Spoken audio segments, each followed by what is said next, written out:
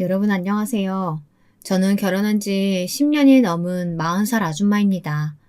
모든 결혼 10년 차가 그렇지는 않겠지만 저희 부부는 신혼의 뜨거움은 사그라들고 잔잔하게 서로를 사랑하고 의지하며 살아가는 부부입니다. 가끔씩은 싸우기도 하지만 언제 싸웠냐는 듯이 화해하고 사이좋게 지내는 부부죠. 저와 남편의 첫 만남은 회사에서였습니다. 남편은 저보다 2살이 많았고 저에게 일을 가르쳐주는 사수였습니다. 일처리도 잘하고 저에게도 잘해주는 모습에 반해 제가 남편에게 먼저 고백을 했습니다. 고백을 하고 안 사실인데 남편도 저를 아주 좋아하고 있었다고 하더군요. 그런데 사수인 자기가 좋아한다고 말하면 제가 부담스러워할까봐 고백도 못하고 혼자 끙끙거리고 있었다고 말했죠. 한참을 재미있게 2년 정도 연애를 하다가 각자의 집에서 결혼 이야기가 나왔습니다. 서로의 집에 연인이 있다고 알렸었거든요. 나이가 많은 건 아니었지만 적은 것도 아니었고 서로 모아놓은 돈도 있었기 때문에 결혼 이야기가 나오는 게 어쩌면 당연했습니다. 문제는 시댁이었습니다. 시댁은 아버지가 돌아가시고 시어머니께서 홀로 2 아들을 키우셨거든요. 남들이 듣기에는 억척스러운 홀 시어머니인데 어떻게 하냐며 걱정하실 수도 있지만 저희 시어머니는 그런 분이 아니셨습니다. 그래도 옛날 분이셔서 집은 남자가 해야 하는데 어떻게 하냐고 미안하다며 한참을 제 손을 잡고 사과를 하셨죠. 사실 저도 처음에 홀 시어머니라는 소리에 걱정도 많이 됐었는데 시어머니의 그런 모습에 걱정도 싹 사라졌습니다. 결혼하고 나서도 시어머니의 성품은 어디 가지 않았어요. 결혼 전만 해도 걱정하던 친구들도 이제는 제가 아주 시집 잘 갔다고 부러워하거든요. 심지어 저희 시어머니께서는 저를 얼마나 귀하게 여기시는지 양가 부모님을 모시고 한 상견례 자리에서도 확연히 알 수 있을 정도였습니다. 주거니 받거니 하면서 오고 가는 칭찬 속에 저와 남편은 평소에 저희가 들을 수 없는 칭찬들에 조금 부끄러워졌지만 이 모든 게 저희 부모님들께서 저희를 귀하게 생각하시는 마음이 깃들어 있다는 걸 알아서 쑥스러웠지만 참 좋았습니다. 남편에게는 남편과 4살 차이 나는 남동생이 한 명 있었는데요. 그러니까 저에게는 도련님이신 거죠. 저희 도련님은 시어머니를 닮아서 그런지 사람이 아주 좋은 사람입니다.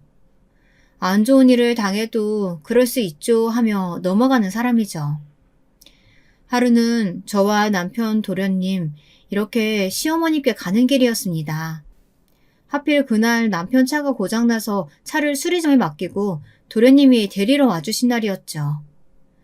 서로 이런저런 이야기를 하며 시어머니 댁으로 가고 있는데 커다란 봉고차 한 대가 저희 차 앞으로 끼어드는 게 아니겠어요? 도련님이 조금만 브레이크를 늦게 밟았다면 저희 모두 큰 사고를 당했겠죠. 이거 당장 신고해야 되는 거 아니에요? 도련님이 조금만 늦었다면 우리 모두 교통사고 날 뻔했잖아요. 그래, 이거 블랙박스 녹화되는 거지? 어쩜 저렇게 위험하게 운전을 하고 그러냐? 저 봉고차 운전자 술 마시고 음주운전하는 거 아니야? 그러지 않고서야 이렇게 끼어든다고? 저와 남편은 당장이라도 신고해야 한다며 화를 냈지만 정작 운전을 하고 있던 도련님은 화가 잔뜩 난 저희를 말리면서 이렇게 대답하시더군요. 형수님 진정하세요. 저 사람도 무슨 사정이 있었겠죠.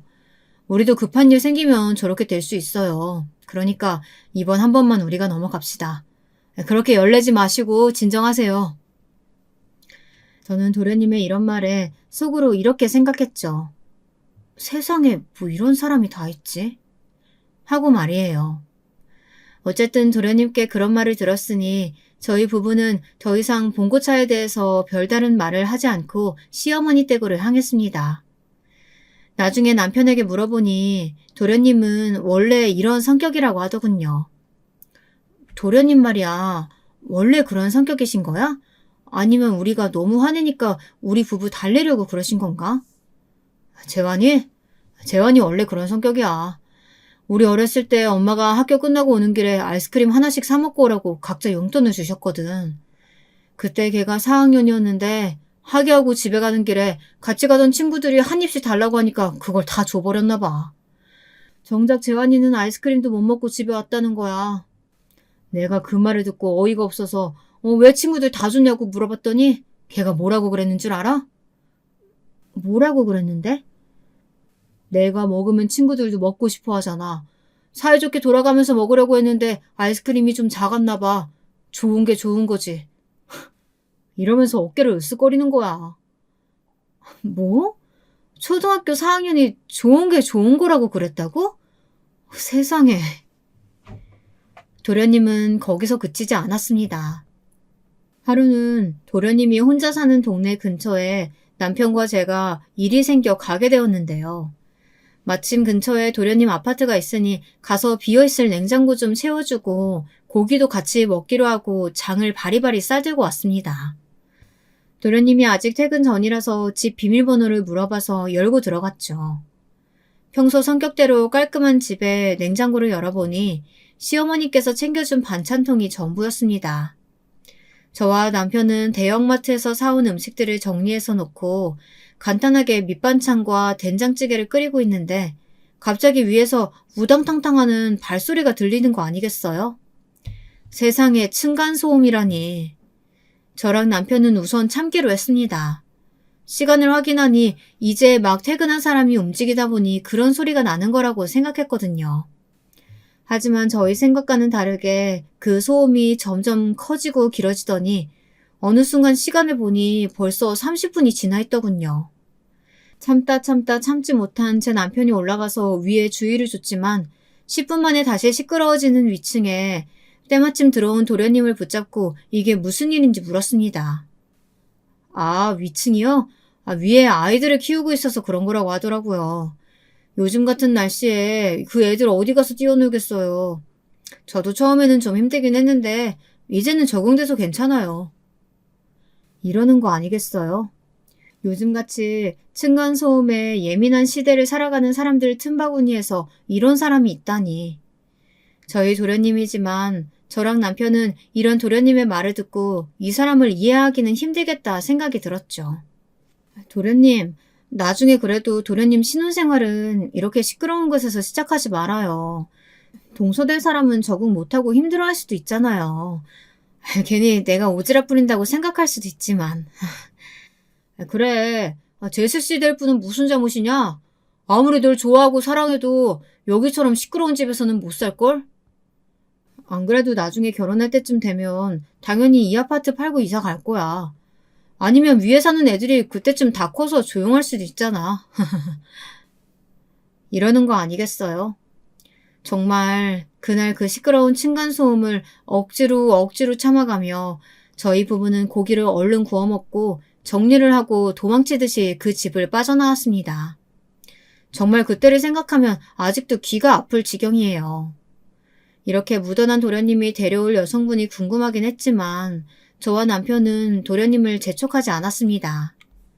시어머니도 도련님에게 여자친구는 있냐, 결혼은 안 할 거냐 이렇게 재촉을 안 하시는데 저희 부부가 도련님을 재촉하면 좀 이상하잖아요. 게다가 결혼을 하고 약 6개월 정도 신혼생활을 즐기던 때에 제 뱃속에 아기가 뿅하니 생겨서 도련님의 결혼 이야기는 흐지부지 됐죠. 태교 중에 도련님에게 사귀는 여자친구가 생겼다는 말을 들었지만 얼마 안 가서 헤어졌다는 말을 들은 뒤로는 저는 제 태교에 몰두하느라 정신이 없었거든요. 생전 처음 듣던 뱃속 아기의 심장소리가 얼마나 우렁차던지 저와 남편은 그 심장소리를 아직도 핸드폰에 가지고 다닐 정도입니다. 뱃속에서 콩콩거리는 심장소리를 내던 작은 아이는 달수를 꽉 채우고 건강하게 태어나 벌써 9살짜리 남자아이가 되었습니다. 저희 집 꼬맹이는 노는 거 좋아하고 게임 좋아하는 어디에서나 흔하게 볼 수 있는 평범한 아이입니다. 그래도 공부는 곧잘 하는 것 같아서 원하는 학원 있으면 보내주고 있어요. 영어는 어릴 때부터 하는 게 좋다고 해서 영어학원과 꼬맹이가 수학을 좋아해서 수학학원을 다니고 있습니다. 운동도 좋아하는 꼬맹이라 태권도 학원도 보내주고 남몰래 짝사랑하는 것 같은 학교 반 여학생이 다니는 피아노 학원에 다니고 싶다고 해 피아노 학원도 보내주고 있고요. 그리고 아들이 물을 좋아해 수영장에 다니고 싶다고 해서 주말에는 수영 학원에도 보내고 있습니다. 저희 아들이 다니는 학원만 해도 영어, 수학, 태권도, 피아노, 수영 이렇게 5학원이죠. 주변 엄마들은 종합학원이라도 하나 더 보내는 게 좋지 않겠냐 하지만 저나 남편은 딱히 아들에게 공부 욕심이 없는 사람들이라서 지금도 학원을 많이 다니고 있는데 여기서 더 보내는 건 부모의 욕심이라고 생각하는 사람들입니다. 학원도 영어 말고는 꼬매기가 배우고 싶다고 졸라서 다니는 학원들이라서 저희 부부는 언제나 그만두고 싶다면 그만두라고 말합니다. 어릴 때는 실컷 놀게 하자는 게 저희 부부의 철칙이라면 철칙이거든요. 사실 꼬맹이가 다니는 학원비가 만만치 않아서 저도 다시 일을 시작할까 했었는데요. 운 좋게 저희 아버지가 가지고 있던 땅 몇 곳이 재개발에 들어가게 되면서 엄청난 토지 보상금을 받게 되었습니다. 저희 아버지는 그 돈으로 아파트 상가와 아파트 2채를 사 유산이라고 말씀하시면서 제 앞으로 증여를 해주셨습니다. 아빠, 나 필요 없어요. 이 돈 엄마랑 아빠 노후 자금으로 쓰셔야죠. 아이고, 됐어. 너 이만큼 해줄 돈은 있으니까 그냥 받아. 말이 너한테 주는 거지. 그거 다 우리 똥강아지한테 주는 거야. 너랑 내가 쓰면 얼마나 쓰고 살면 얼마나 살겠니? 우리 하고 싶은 거 하는 게 바로 노후지. 아빠는 무슨 그런 말을 하는 거야. 살면 얼마나 산다니. 우리 집 꼬맹이 무럭무럭 자라서 증손주 낳을 때까지는 살아야죠. 아이고, 됐어. 너는 무슨 그런 소리를 해. 나는 딱 건강하고 행복하게 재미있게 살다가 이때다 싶을 때 갈 거니까 그런 무서운 소리 하지도 마. 증여라는 소리에 놀라 친정집으로 한 걸음에 달려가니 엄마랑 아빠가 하는 소리에 놀라 얼른 맞받아 쳤습니다. 그러자 적당히 살고 가는 게 인간의 가장 큰 행복이라고 말하는 엄마와 아빠의 말에 괜히 마음이 울컥하더군요. 평생을 함께할 수 없다는 걸 알고 있었지만 부모님께서 그런 식으로 말씀하시니까 괜히 더 울컥하더라고요. 누가 툭 치면 눈물이 주르륵 흐를 것 같았습니다. 그런 제 마음을 아시는지 모르시는지 엄마와 아빠께서는 그냥 줄 때 받으라고 하시면서 커다란 대봉투를 주셨습니다. 그 안에는 저에게 주시겠다고 하셨던 아파트 상가와 아파트 2채에 관한 문서가 들어있었고요. 잘 가지고 있다가 우리 똥강아지 키울 때 요긴하게 쓰라고 주는 거야. 알았지? 여기서 들어오는 돈으로 너랑 김서방도 맛있는 거 사 먹고. 돈이 다가 아니라는 말이 있지만 요즘 같은 시대를 보면 돈이 없으면 안 되는 시대인 거야.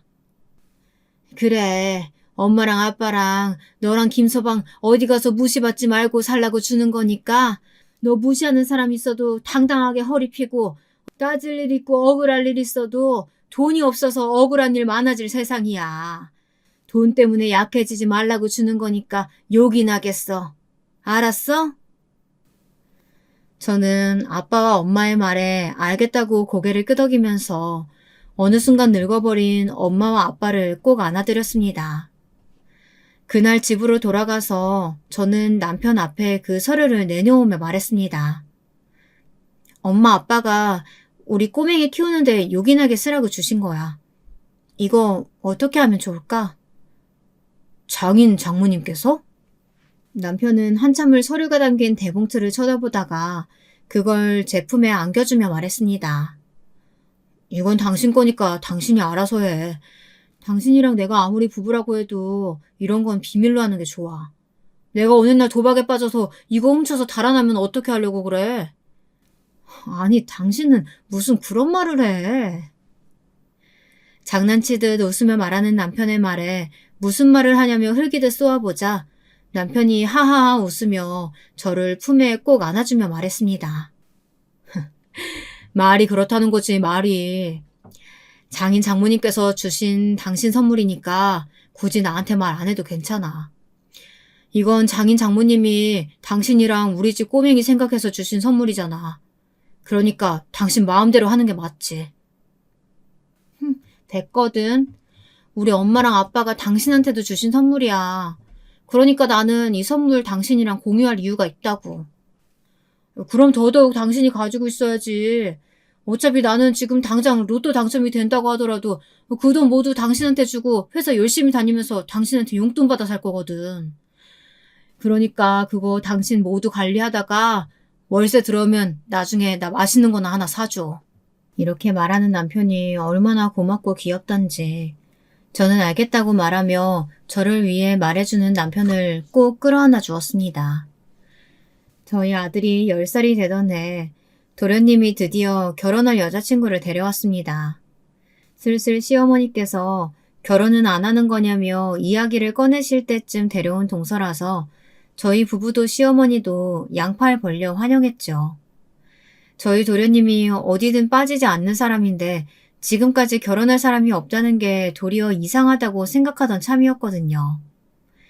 아무튼 도련님은 저희 부부에게 먼저 여자친구를 소개시켜주고 싶다고 해서 저와 남편은 아들을 친정에 맡기고 식사를 하러 레스토랑으로 향했습니다.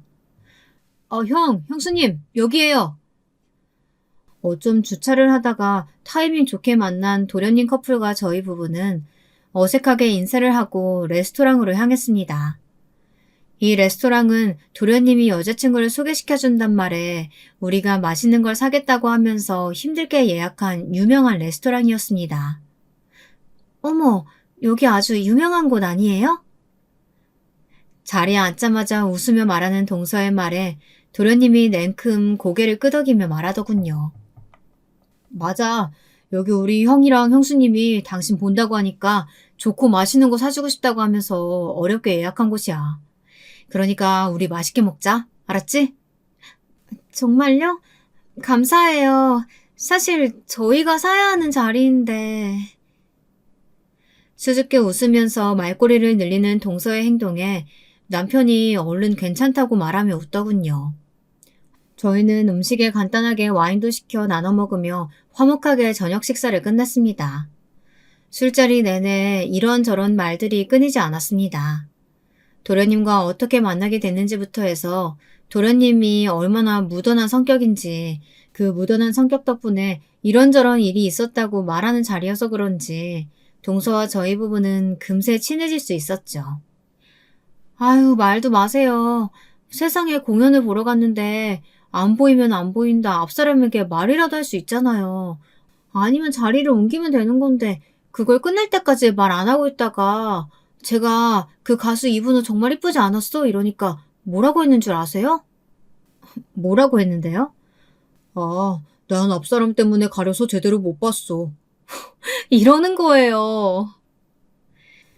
도련님 흉내를 낸다고 목소리를 한껏 깔던 동서가 까르륵거리면서 웃는 소리가 어찌나 좋던지.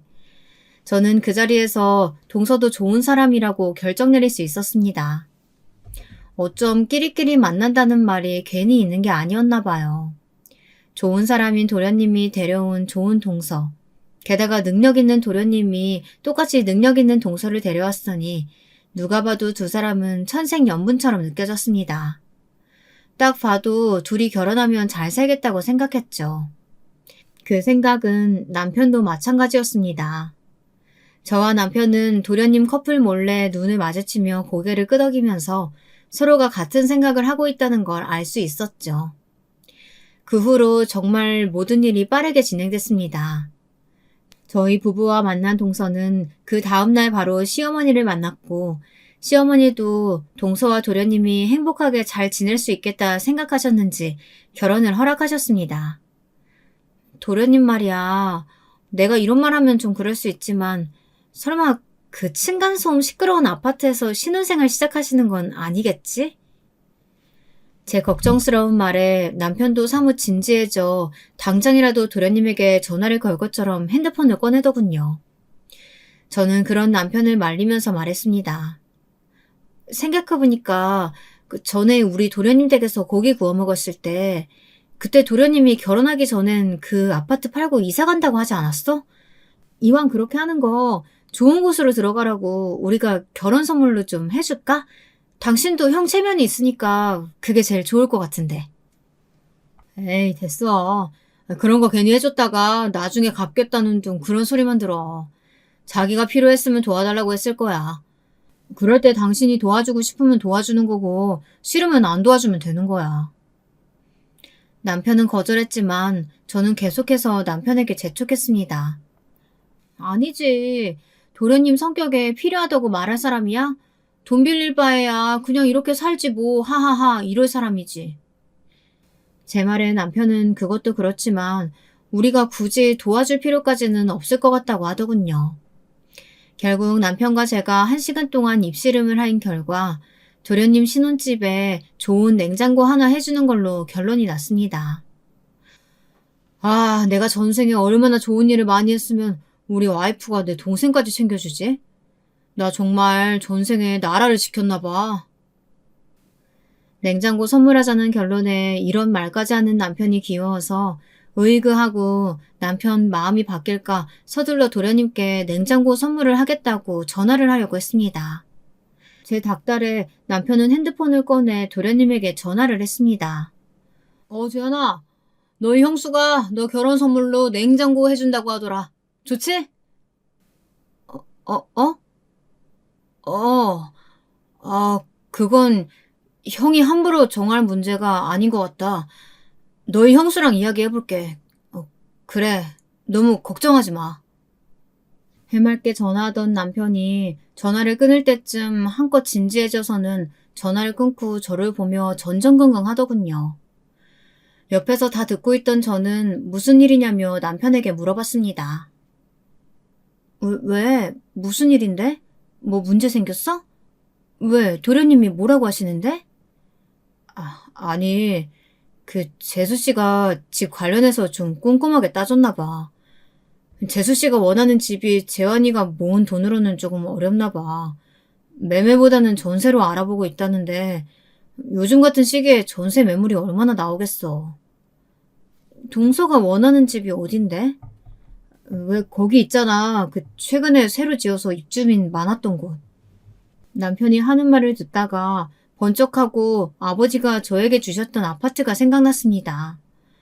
물론 동서가 원하던 곳은 아니었지만 이곳과 비슷한 곳이었으니 충분할 것 같다는 생각이 들었거든요.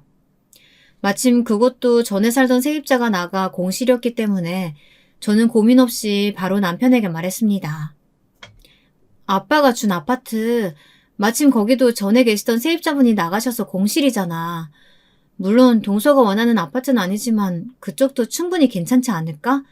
당신 생각은 어때? 나야 너무 좋지만 당신 월세로 그 집 내놓지 않았어? 재환이는 전세 찾고 있는데 그 집 전세로 돌리면 너무 아깝지 않겠어? 저는 남편의 말에 고개를 끄덕이며 대신이라는 조건을 달았습니다. 도련님이니까 괜찮아. 대신 당신 아는 사람이 내놓은 전세라고만 하자. 내가 집주인이라고 하면 도련님이나 동서가 부담스러워할 수 있잖아. 다행히 내 이름이 흔한 이름이니까 도련님 커플도 모를 거야. 내가 집주인이니까 요즘 전세 사기 이런 이야기도 많던데 그럴 리도 없고 도련님 형편에 맞춰서 주변 시세보다 저렴하게 하면 될 것 같아. 그치? 제 말에 남편은 저를 꼭 끌어안아주며 고맙다고 이야기했습니다. 진짜 고마워 자기야. 정말 고마워. 말로만 그러지 말고 알면 나랑 우리 꼬맹이한테 더 잘하란 말이야. 괜히 툴툴거리며 남편에게 말했지만 남편은 그런 제 툴툴거림에도 저를 꼭 안아주었습니다. 그 다음날 남편은 아무렇지 않은 척 도련님께 전화를 해 아는 지인이 전세를 시세보다 저렴한 가격에 준다고 했으니 동서를 데리고 다녀오라고 말했습니다. 그 주 주말 바로 다녀온 도련님 커플도 바로 계약하고 싶다고 했더군요. 저는 친하게 지내던 그 동네 부동산 이모에게 전화를 걸어 그 집에 대한 대리인 위임장을 작성해 보내드렸고 도련님 커플은 일사천리로 그 아파트를 계약했습니다. 집이 생기자 도련님과 동서의 결혼식은 엄청 빠른 속도로 진행되었습니다. 도련님이 적은 나이는 아니었고 동서도 적은 나이가 아니었으니 오히려 빠른 속도로 이루어지는 결혼에 양가 모두 환영이었죠. 저희 부부는 전셋집에 관련해서는 모른 척을 하며 결혼 선물이라고 좋은 냉장고도 선물로 보내주었습니다. 선물을 보내드리자마자 도련님께 감사하다고 전화도 왔고요. 형 덕분에 이렇게 좋은 집 얻었는데, 이렇게 비싼 냉장고까지 선물해 주셔서 정말 감사해요, 형수님. 에이, 그런 소리 하지 말아요. 하나뿐인 도련님이 결혼하시는데 형수님으로서 이 정도는 해줄 수 있죠. 그럼 섭섭한 소리 하지 마세요. 알았죠?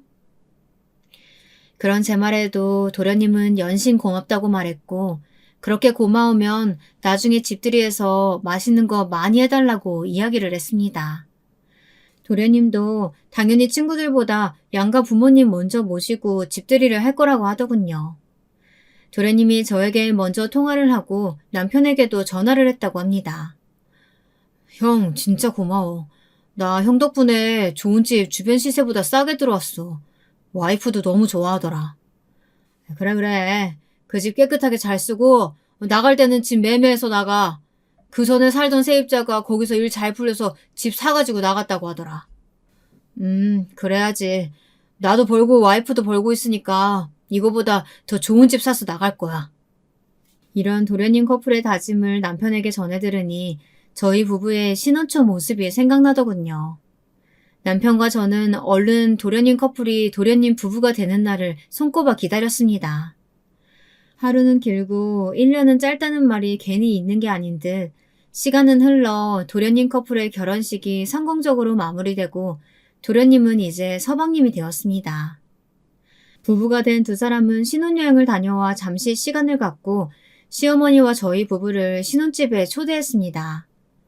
저는 직장도 다니고 있는 동서가 요리하는 게 힘들까봐 미리 가서 도와줄까 하다가 제가 가서 옆에서 거들면 오히려 부담될까 그냥 음식을 좀 해가는 게 좋을 것 같다는 생각이 들었어요. 동서는 아직 시댁에서 한 번도 제대로 된 식사를 한 적이 없어서 시어머니께서 뭘 좋아하시는지 모르니까요. 제가 시어머니가 좋아하시는 잡채랑 갈비찜을 했습니다. 마침 일찍 퇴근한 남편과 함께 저희 친정의 아들을 맡기고 서방님 부부의 신혼집으로 향했습니다.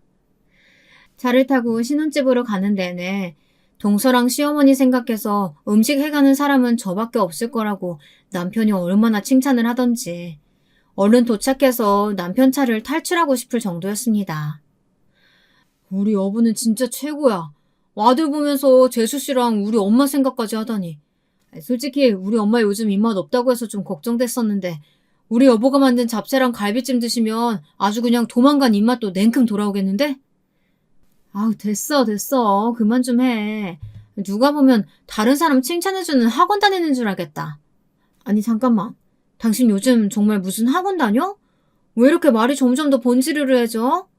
아주 의심스러워. 제 이런 말에 남편은 이렇게 말하더군요. 아니, 내 마누라 칭찬은 내가 해주지 누가 해줘. 내가 이러는 게 한두 번이야?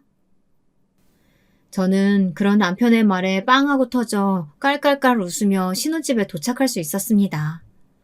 무거운 갈비찜을 남편에게 들게 하고 저는 비교적 가벼운 잡채를 들어 신혼집으로 올라갔습니다. 문을 열고 들어가자 맛있는 밥 냄새가 날 거라고 생각했던 저와 남편의 기대와는 다르게 그냥 좋은 향기만 나더군요. 저랑 남편은 약간 어리둥절해져 문을 열어준 서방님을 쳐다봤는데 서방님이 한숨을 내쉬며 우선 들어오라고 했습니다. 들어가서 주방에서 분주하게 움직이는 동서와 인사를 나누고 식탁을 봤는데 세상에 배달 음식이 한 상 가득 늘어져 있는 거 아니겠어요? 저와 남편은 순간 당황했지만 내색은 하지 않았어요. 저는 얼른 선수를 쳐서 말했습니다. 짠! 내가 우리 동서 바쁠 것 같아서 이렇게 만들어 왔어요. 서방님, 우리 얼른 동서 도와줘요. 여보는 어서 가서 어머님 모셔오고. 우와, 이거 형님이 다 하신 거예요? 진짜 대단하시네요. 갈비찜과 잡채를 보며 대단하다고 칭찬하는 동서에게 다음에는 더 맛있는 걸 해주겠다고 대답하고는 얼른 음식들을 그릇에 옮겨 담았습니다. 저는 요리를 정말 못해서 형님같이 요리 잘하시는 분 있으시면 너무너무 신기하더라고요.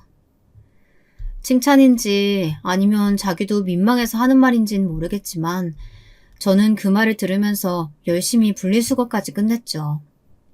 끝내고 소파에 앉아 한숨을 돌리는데 남편과 시어머니가 도착했습니다. 동서는 어머니가 도착하자마자 갖은 앙탈을 부리면서 말하더군요. 어머님, 오늘 어머니 오신다고 하셔서 맛있는 거 많이 많이 준비했어요.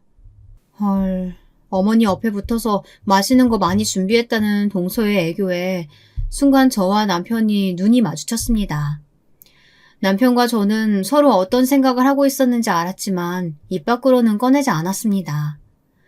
서방님이 한숨을 푹 내쉬었지만 서로 그날 일은 절대 입 밖에 내지 않기로 암묵적 합의를 했죠. 그날 시어머니께서는 자극적인 배달 음식보다는 제가 준비해간 잡채랑 갈비찜에 밥 2공기를 먹고 저희 남편이 댁으로 모셔다 드렸습니다. 남편이 시어머니를 모셔다 드리는 사이 저는 동서와 서방님을 도와 그릇 정리를 했죠. 남편이 돌아오자 저희 부부도 이만 집으로 돌아가려는데 동서가 저를 주방으로 몰래 부르더라고요. 그리고는 돈이 담긴 봉투를 제 주머니 속에 넣으며 작게 속삭이더군요. 형님, 오늘 정말 감사했어요. 형님 안 계셨으면 어머니 입에도 안 맞는 음식 드실 뻔했어요. 이러면서 애교를 피우는 동서에게 괜찮다고 말하며 다시 돌려주려고 했지만 동서는 그러면 본인 마음이 좋지 않다고 많이 안 넣었다고 재료비만 넣었다며 받아달라고 하더군요. 저는 그런 동서에게 못 이겨 결국 받았고요. 그날 그렇게 찜찜한 기분으로 돌아가는 차에서 남편이 제 표정을 보고는 말하더군요. 그렇게 찜찜하면 내가 재환이한테 말해서 다시 돌려줄까? 아니야. 당신이랑 서방님 몰래 준 건데 그러지 마. 나중에 이 돈으로 더 맛있는 거 해서 가져다 주면 될 거야. 제 말에 남편은 그렇게 하자고 했고 애써 찜찜한 기분을 떨쳐냈습니다. 하지만 이렇게 떨쳐내면 안 된다는 걸 알았을 때는 이미 늦어버렸죠. 하루는 동서가 급한 일이라고 그래서 아들을 친정에 맡기고 서방님네 신혼집으로 향했는데요. 고기며 야채며 바리바리 사다 놓은 동서가 그 가운데에서 저를 보며 울상이지 않겠어요? 어머, 동서, 이게 다 뭐야? 형님, 저 좀 도와주세요. 저번에 형님이 만들어주신 갈비찜이 너무너무 맛있어서 저희 부모님께도 해드리고 싶어서 이렇게 잔뜩 사왔는데 어떻게 해야 될지 모르겠어요. 이러면서 우는 소리를 하는 게 아니겠어요. 그런 동서를 차마 외면할 수 없어서 동서가 장바온 그대로 갈비찜을 해줬습니다. 처음에 동서가 옆에서 도와주겠다며 이리저리 돌아다니다가 과일 깎으라고 준 과도에 손가락이 베었다며 징징거리길래 그냥 식탁에 앉아서 이야기 상대나 해달라고 했죠. 그날도 갈비찜을 만들고 가는 저에게 돈 봉투를 쥐어주는 동서의 모습에 제 기분이 점점 이상해져 갔습니다.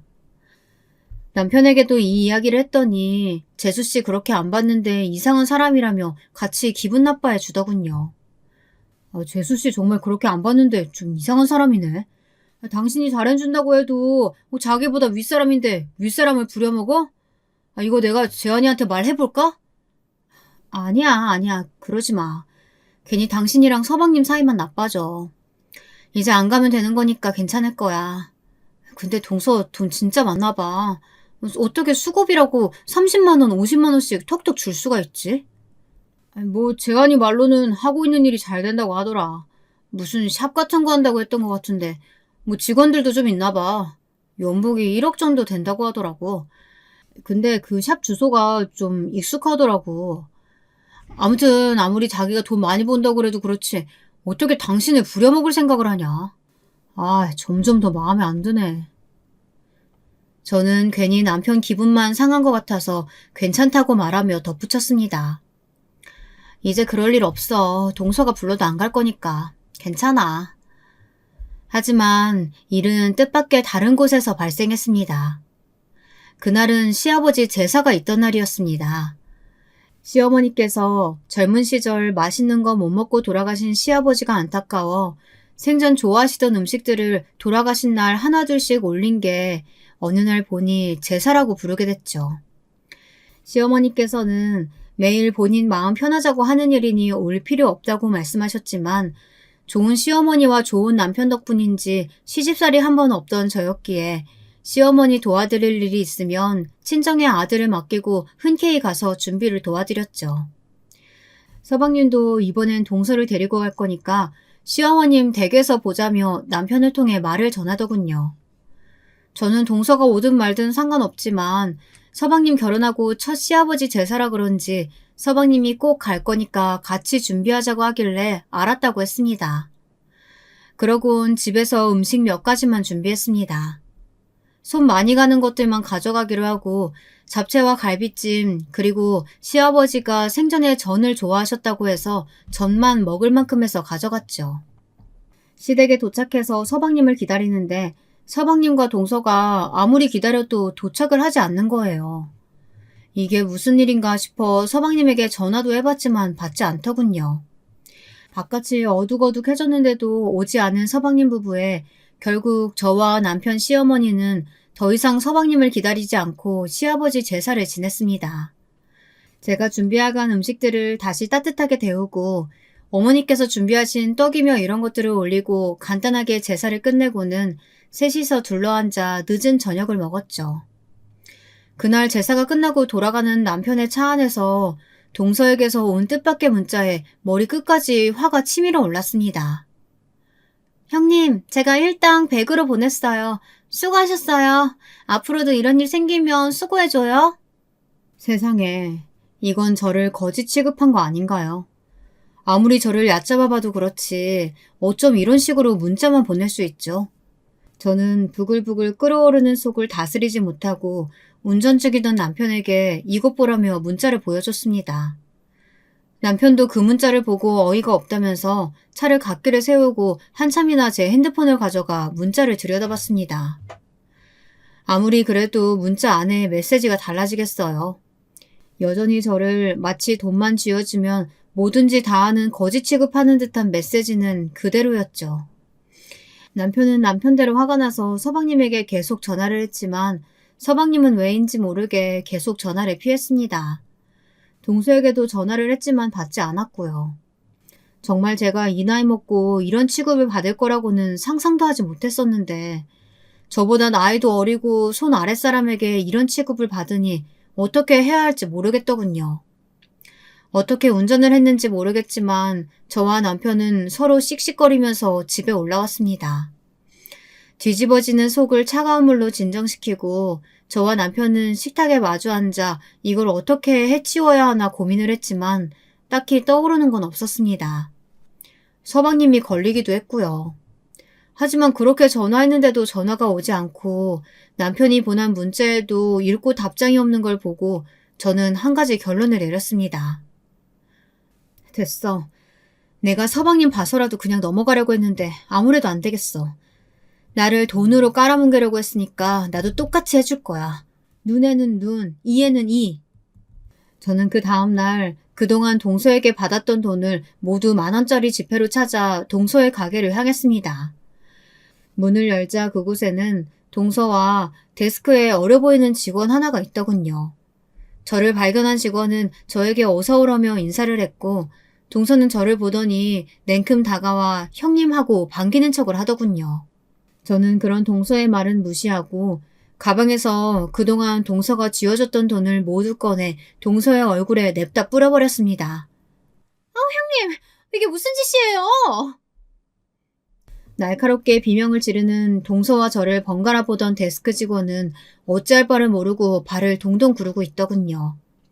저는 그런 직원을 보고는 동서에게 말했습니다. 모르는 사람한테 더 망신당하는 걸 보이고 싶지 않으면 저 직원부터 어디 내보내는 게 어때? 제 말에 동서는 직원에게 경찰에 신고하라고 소리를 질렀지만 직원은 한껏 굳어서 아무것도 못하더군요. 결국 제가 그 직원을 보고 말했습니다. 경찰은 됐고 가서 일 봐요. 나는 우리 동서랑 더 할 말이 있어서. 제 말에 직원이 엉거주춤 뒤에 있던 직원실로 들어가더군요. 저는 직원이 들어간 문이 완전히 닫히길 기다리다가 돈 뭉치에 맞고 어쩔 줄 몰라 하며 소리 지르는 동서에게 말했습니다. 형님 제가 일당 100으로 보냈어요. 수고하셨어요. 앞으로도 이런 일 생기면 수고해줘요? 내가 동서 오는 건 바라지도 않았어.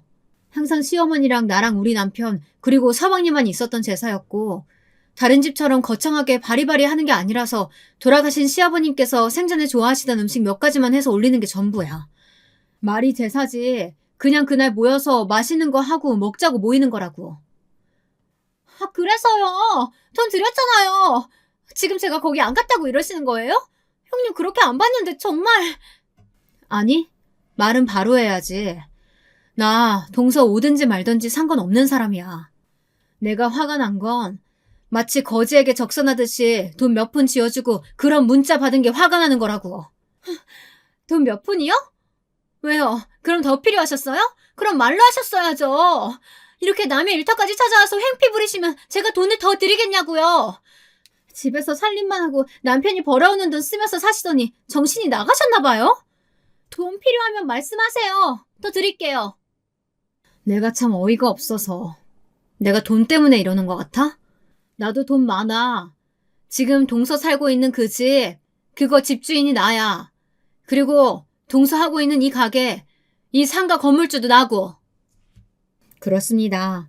남편이 그때 이 가게 주소가 익숙하다고 했던 이유가 제가 그때 남편에게 보여줬던 서류 속 상가 건물의 주소와 같았기 때문이었거든요.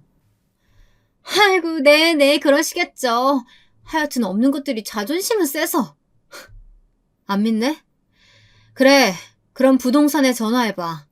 지금 동서가 살고 있는 집이며 그 상가 건물주가 누군지. 동서는 어이가 없다는 표정으로 핸드폰을 꺼내들어 부동산에 전화를 하더군요. 곧이어 부동산에서 어떤 이야기를 들었는지 얼굴이 하얗게 질려가더군요. 그럴 리가 없는데? 그럴 리가... 그럴 리가 없기는 뭐가 그럴 리가 없어. 왜? 부동산에서 집주인이 나라고 했나 보지? 동서랑 서방님 결혼하기 전에 서방님이 우리 남편한테 돈을 빌려달라고 하더라고. 무슨 일인지 들어보니까 동서가 원하던 아파트가 생각보다 비쌌나 봐.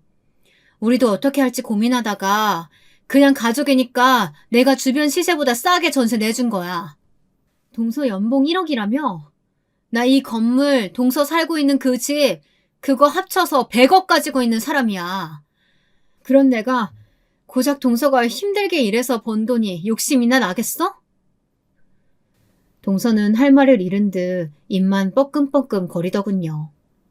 저는 그런 동서에게 강하게 한마디 했습니다. 오늘 내가 동서 이런 이중인격 모습 아주 잘 봤고 서방님한테 남편한테 다 이야기할 거니까 그렇게 알아. 아, 그리고 지금 살고 있는 집이며 이 가게 당장 방 빼. 제 말에 동서는 하며 뒤통수를 잡고 무너져 내리더군요. 저는 그런 모습을 보다가 아까 방으로 들어간 직원을 불렀습니다. 데리고 가서 차가운 냉수 한 잔 먹여요. 그리고 정신 차리면 어서 여기 가게랑 집 정리하라고 다시 한번 말해주시고요. 저는 그대로 그 가게를 빠져나왔습니다. 아, 얼마나 속이 시원하던지. 여러분도 동서가 뒤통수 잡고 쓰러지는 모습을 보셨어야 하는데. 아무튼 저는 그렇게 시원한 속을 가지고 집으로 귀가했습니다. 남편에게도 이런 사실을 이야기했고 남편도 그걸 서방님께 전달했다고 하더군요. 서방님도 동서가 그런 식으로 돈을 보낸 건 몰랐다고 하더라고요. 시아버지 제삿날에 동서가 본인은 그냥 안 가겠다고 말했다고 해요. 서방님도 제사라는 말씀은 안 하시고 그냥 가서 저희랑 밥 먹고 오는 거라고 이야기했는데 왜 만나는 거냐고 물어봐서 시아버님 제사라고 했나 봐요. 그랬더니 갑자기 돌변해서는 안 간다고 자기가 거길 왜 가냐고 소리소리를 질렀다고 하더군요. 그냥 가서 밥 먹고 오는 거라고 말했지만 동서는 끝까지 듣지를 않았다고 합니다. 그래서 동서와 싸운 서방님이 자기라도 간다고 하고 나오려고 했지만 서방님은 가는데 동서가 자기만 안 가면 이상하지 않겠냐고 따져서 결국 못 오셨다고 하더라고요. 남편은 그런 서방님한테 이상한 재수씨 데려왔다고 한 소리 했고 저는 그래도 그날 시어머님이랑 저희 부부 셋이서 맛있는 거 먹고 이야기도 많이 했다고 달래드렸습니다. 제가 동서 가게에 가서 그 난리를 치고 일주일 뒤쯤 동서가 저희 집 앞으로 먹을 걸 바리바리 싸들고 와서 발을 동동거리면서 문을 한 번만 열어달라고 하더군요. 사실 이런 일로 서방님께 이혼하라고 할 수는 없는 일이라 선택은 서방님께 맡겨놨었거든요. 그래도 동서가 찾아온 거 보면 동서도 서방님이랑 헤어지고 싶은 마음은 없었던 것 같습니다. 남편은 굳이 열어줄 필요는 없지 않냐고 물었지만 무슨 소리 하나 듣고 싶었던 저는 문을 열어줬습니다. 문을 열어주고 거실에 가서 앉자마자 무릎부터 냉큼 꿇는 동서는 그동안 저를 무시했던 걸 사과하더군요. 형님, 정말 죄송해요. 진짜예요. 저 그동안 형님 무시해서 정말 죄송해요. 형님께서 일도 안 하시고 애 키운다고 집에만 있으셔서 무시했던 건 사실이에요. 하지만 결코 나쁜 마음은 없었어요. 아니, 재수씨, 말이 너무 이상하지 않아요? 마음속으로는 우리 와이프 무시하고 본인 미투를 생각해서 그런 거면서 나쁜 마음은 없었다고? 이게 말이 된다고 생각해요? 아니에요. 정말이에요. 맞건 아니건 나는 그렇게 느꼈어. 입으로 뱉는다고 말이 다 말은 아니잖아요? 동서가 그 문자 보낼 때 한 번 더 생각하고 보냈으면 이렇게까진 않았을 거야. 안 그래? 그 문자를 보낸 것 자체가 동서가 나를 무시하고 깔봤다는 증거지. 아니에요. 형님, 제발 저 좀 용서해주세요. 저 아무것도 갈 곳이 없어요. 가게도 단골 손님이 점점 늘어나고 이제 그동안 고생한 거 보상받는 느낌으로 돈도 들어오기 시작했는데 여기서 가게랑 집을 어떻게 옮겨요? 제발 한 번만 용서해주세요. 네? 이러면서 엉엉 울더군요. 저와 남편은 그런 동서를 한참 동안이나 바라보다가 한숨을 내쉬고는 결론을 내렸습니다. 동서, 내가 서방님 얼굴 봐서 그동안 서방님이랑 함께한 세월이 있으니까 그걸로 이번 일은 눈 감아줄게. 막말로 내가 동서 가게가 있는 건물 주인도 아니고 동서가 살고 있던 집 주인도 아니어도 동서가 이렇게 울면서 나한테 빌었을까? 형님, 죄송해요. 정말 죄송해요. 됐고, 그만 울고 가봐요. 이번 일은 내가 눈 감아줄게. 하지만 다시는 이런 일 없도록 하고. 네, 형님, 감사합니다. 그날 서방님께 용서해주셔서 감사하다는 전화를 받았지만 마음 한편 쓸쓸한 감정은 어쩔 수 없었습니다. 그래도 한 가족인데 제가 너무했나 하는 생각도 들고 만약 정말 제가 아무것도 없이 그 상황을 똑같이 겪었다면 이렇게 속 시원하게 해결할 수 있었을까 하는 생각도 들더군요. 그래도 다행히 다음에 만났을 때 동서가 깍듯하게 형님 대우를 해줬고 저는 이 일은 없었던 일처럼 전처럼 잘 지내고 있습니다. 그 뒤로 동서는 저에게 요리를 배우고 싶다고 다가오기도 했고 저도 저에게 다가오는 동서를 밀어내지 않았습니다. 그렇게 요리를 알려주면서 동서와 관계가 회복됐고 동서는 계속 그날 일을 사과하면서 저희의 분위기도 점점 풀려갔죠. 제 글을 읽으시는 분들은 어떻게 생각하실지 모르겠지만 저는 요즘 들어 뭐든 열심히 하려고 노력하는 동서가 예뻐 보일 때도 생겼습니다. 저번에는 제 생일이라고 저한테 배운 갈비찜을 들고 와서 먹어보라고 주는데 그때 느꼈습니다. 그날의 서운한 감정은 어느 순간 사라졌다는 걸요. 물론 가끔씩 남편과 그날에 관련된 이야기를 하고는 하지만 동서 앞에서는 절대 그런 이야기는 꺼내고 있지 않습니다. 동서에게는 숨기고 싶은 이야기일 테니까요. 이렇게 제 긴 이야기 끝까지 들어주셔서 감사합니다.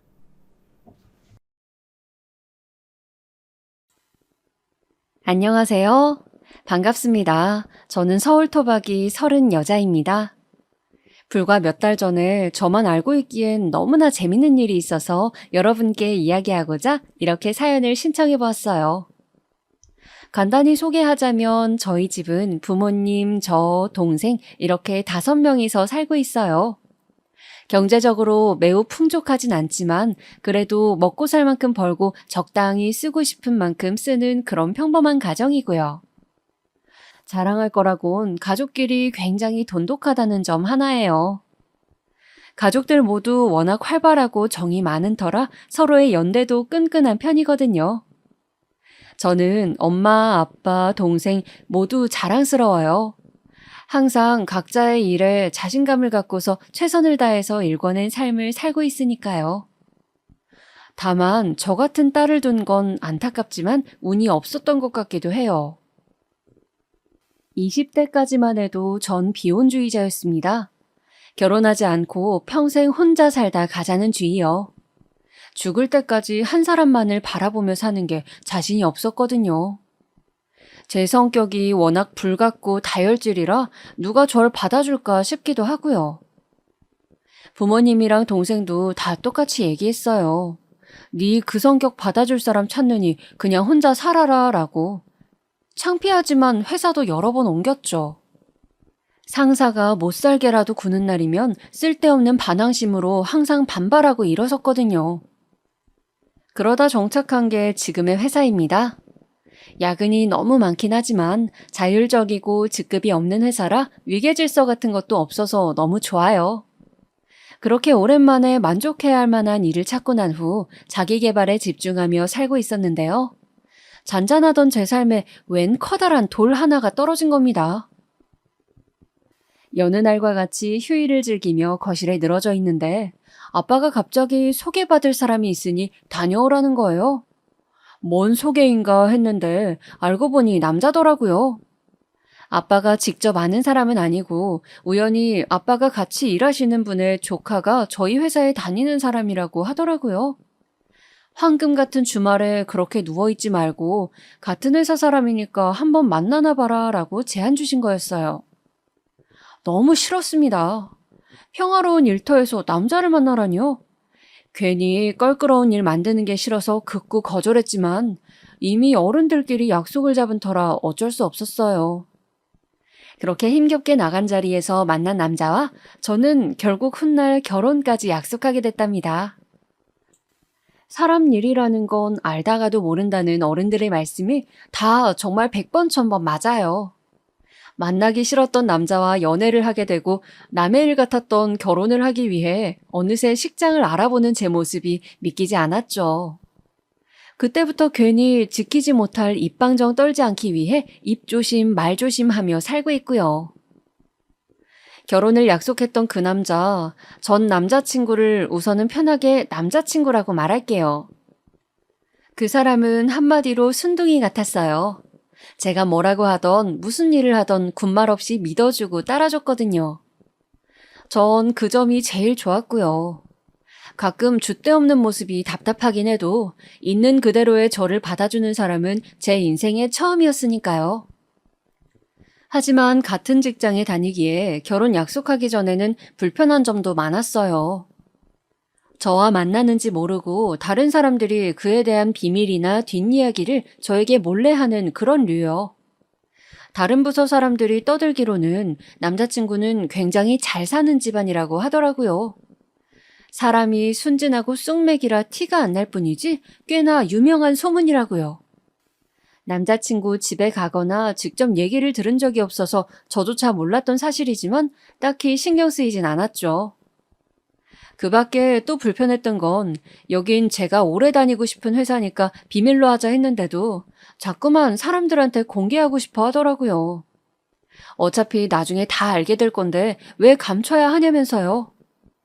우연이라도 지나칠 때마다 왜 그렇게 티내고 싶어 안달인 건지 앞으로도 계속 그럴 거냐고 물으니까 본인은 하루라도 빨리 저와 결혼을 해서 함께 살고 싶대요. 한마디로 뭐 자신과의 결혼에 대해서 생각해달란 뜻이었죠. 사람들의 축복 속에서 미래를 약속하는 게 너무 근사할 것 같다면서 낭만적인 소리를 해대는데 얘도 참 철이 없다 싶으면서도 날 얼마나 사랑하면 이럴까 싶어서 이해해줬습니다. 그 다음부터 하루가 다르게 보채기에 뭔가 스스로도 믿을 만한 구석이 있겠구나 싶어서 차근차근 결혼 준비를 하기 시작했어요. 나중에 후회하더라도 지금 당장은 후회하지 말자는 마음으로 그 사람을 선택한 거였죠. 가족들은 얼마나 좋은 사람이기에 네가 그런 결정을 했냐면서 놀라워했어요. 다들 어서 빨리 상견례하고 싶다며 들떠 있었는데 다 같이 만나는 일이 생각보다 어렵더라고요. 그쪽 아버지가 유명한 강사인데 너무 바쁘셔서 상견례 날짜를 잡지 못하고 있던 터라 최대한 우리끼리 할 수 있는 것부터 준비하기로 했어요. 그렇게 어쩌다 보니 날짜를 알아서 잡고 식장까지 알아본 후에 상견례를 하게 되었습니다. 그쪽 식구들은 겉보기엔 매우 교양이 넘치는 것처럼 보였어요. 예의 있고 고상한 딱 그런 느낌? 아버지는 입시 강사에 어머니는 피아니스트, 형은 유학 중이라니 처음 볼 땐 참 대단한 집안이다 싶었죠. 그쪽에서 먼저 예상만큼이나 거창한 소개를 늘어놓은 이후 저희 집안은 어떤 일을 하는지 소개할 순서가 되었어요. 아빠는 지금 환경미화원으로 일하고 있다 말씀하시고 이어서 엄마 일을 소개하려는데 그쪽 어른들이 잘못 들은 거냐는 표정으로 다시 되물으시더라고요. 네? 실례지만 방금 어떤 일이라고 하셨죠? 환경미화원 말이에요. 뭐가 잘못됐나요? 그런 건 아닙니다만 저는 공직자 자리에 계시다고 전해 들었거든요. 그것도 꽤나 높은. 제가 깜빡 속았나 봅니다. 저런 말을 한 적이 없는데 무슨 소린지 싶어서 남자친구를 쳐다보니 본인은 그런 적 없다는 듯 순진무구한 얼굴을 하고 있더라고요. 죄송한데 저는 남자친구한테 그런 이야기를 한 적이 없어서요. 아빠는 환경미화원으로 오랫동안 일해오셨고요. 알고 계시던 것과는 다르지만 속인 적은 없습니다. 그러니 속았다는 그 말씀은 조금 불편하네요. 그렇구나. 불편했다면 용서하렴. 조금 당황스럽긴 해서 말이야. 뭐랄까, 이렇게 실제로 하시는 분은 처음 보기도 했고 그래서. 아니, 살면서 환경미화원을 실제로 못 봤던 사람도 있을까요? 저렇게 당황하는 게 저로선 이해가 안 가더라고요. 당황했다고 하더라도 입 밖으로 꺼내는 것도요. 분명 그건 우리 집을 무시하고 깔보려는 의도였다는 게 확실했습니다. 이어서 나머지 가족들이 자기소개를 할 동안 그쪽 식구들은 충격에서 못 헤어나오겠다는 표정으로 가만히 듣고만 있었어요. 아빠도 이 같은 변화를 눈치채셨는지 어느새 말씀이 사라지셨고요. 엄마와 동생은 고개를 푹 숙이고 있더라고요. 하루라도 빨리 결혼을 서두르자던 사람들이 환경미화원이라는 말 하나에 갑자기 꿀먹은 벙어리가 된 게 기가 차더라고요. 아빠는 당신 직업에 누구보다 자부심을 갖고 계셨던 분이었는데 말이죠. 저는 참지 못하고 말씀 도중에 끼어들어 그쪽 부모님께 질문을 했습니다. 실례지만 아까 말씀하신 게 계속 마음에 걸려서요. 한 가지만 여쭤봐도 될까요? 혹시 환경미화원이 강사나 피아니스트보다 훨씬 안 좋은 일이라고 생각하시나요? 저는 최대한 정중히 물어봤다고 생각했는데 한순간 찬물을 끼얹은 듯 분위기가 가라앉았습니다. 아차 싶었지만 끼얹은 물을 주워 담을 수 있나요? 답을 기다리는데 앞에 있던 남자친구가 부족한 말솜씨로 부모님을 변호하기 시작했어요. 미경아, 진정해. 우리 부모님은 그냥 당황하신 거야. 자기 부모님을 비웃거나 비하하는 의도가 절대 아니었다고. 당황은 왜 하는데 당황해야 하는 지점이 대체 뭔데? 그래, 넌 애초에 왜 그런 거짓말을 한 거야? 난 공무원의 기억도 꺼낸 적이 없다고. 제 성난 불길이 남자친구로 번지자 아무 말 없던 시아버님이 나섰습니다. 의도와 다르게 제 질문이 오해를 산 것 같네요. 말씀하신 그런 뜻은 아니고 해당 직업이 일반적으로 경제적 여유 있다고 생각하긴 어려워서 그랬습니다. 아이들이 아직 어리니 아무래도 집에서 도움을 받아야 할 텐데 그 부분을 해결하실 수 있을까 하는 아주 작은 걱정 때문에요. 아니, 이게 무슨 소리죠? 환경미화원이 경제적으로 어려울 거라니. 교양 있는 척 했지만 사실은 정말로 무지한 사람들이라는 걸 이때 알아차려야 했어요. 불같은 저는 또다시 참지 못하고 나서버렸네요. 환경미화원은 꼭 필요한 직업이기에 그만큼 벌이도 적지 않다는 것과 오랫동안 일하신 베테랑이기에 다른 사람들보다 훨씬 더 버는 것, 가족 수만큼 추가 수당도 있기에 아빠 혼자만 일해도 우리 가족 모두 잘 먹고 잘 살 수 있다는 이야기를 마음껏 쏟아냈어요. 그렇지만 제 이야기를 한 귀로 흘리는 듯한 그쪽 식구들을 보면서 도중에 깨달았습니다.